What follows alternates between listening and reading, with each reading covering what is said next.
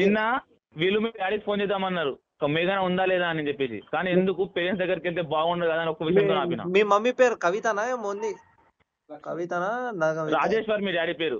Rajeshwar daddy bro పేరు, phone నెంబర్లు ఉన్నాయి, అంతగా ఫోన్ నెంబర్లు ఉన్నాయి అందుకే భయ్. నువ్వు వచ్చి కలిసి వెళ్ళిపోతే అయిపోతుంది బ్రో.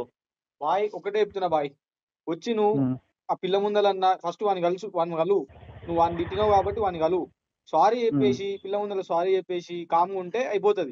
కథ మొదలేద్దాం. కథ వేరే అవుతుంది. నువ్వు కాలేజ్ కి రాను, ఈడ రాను, ఆడ రాను అంటే నువ్వు ఏడున్నావు ఆడొచ్చి మాట్లాడతాం మేము. నువ్వు సారీ చెప్పిన తర్వాత ఒకవేళ నీ పైన చేతి లేపిండా నీ ఇష్టం రా భయ్, చేసుకోతారు. పోయి ప్రిన్సిపాల్ కి చెప్పుకుంటావా, మా హెచ్ఓడికి చెప్పుకుంటావా, చెప్పుకోపోయి ఒకటే ఐడి కార్డులు నీ చేతిలో పెడతా, నీతో కలిసే ముందు మా ఐడి కార్డు నీ చేతిలో పెడతా, సరేనా? ప్రిన్సిపల్ ఏం చేస్తారు బ్రో మీరు సస్పెండ్ చేస్తాడు రా భయ్. మా ప్రిన్సిపాల్ గురించి నీకు తెలియదు. చెప్పు.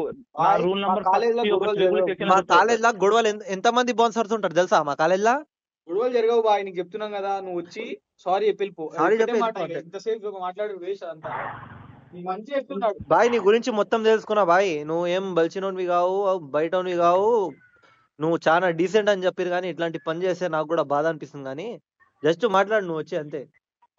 నీకు కొట్టని చెప్తున్నాగా, నీ గురించి బ్యాక్గ్రౌండ్ మొత్తం తెలుసుకున్నా, నువ్వు జస్ట్ వచ్చి సారీ చెప్పి వెళ్ళిపో. నాకు కొట్టాలని లేదు, బలిచినోడు అయితే నేను కొట్టేటోని కాదు బ్రో. ఇద్దరే మాట్లాడానికి ఎవ్వరు రాడు, ఎవ్వడు కొట్టడు, ఏం మాట తప్పితే నాకు చెప్పు.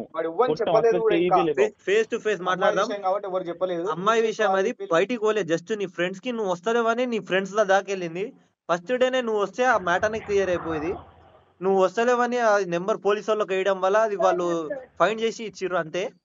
ఇంకా బ్రో మనం మాట్లాడుకోవాలంటే నువ్వు కాలేజ్కి వస్తలేవు. నిన్న 10 కాదు 20 సార్లు ఫోన్ చేస్తే నిన్న లేపుతలేవు నువ్వు. ఇప్పుడు వస్తున్నావా లేదా ఈరోజు?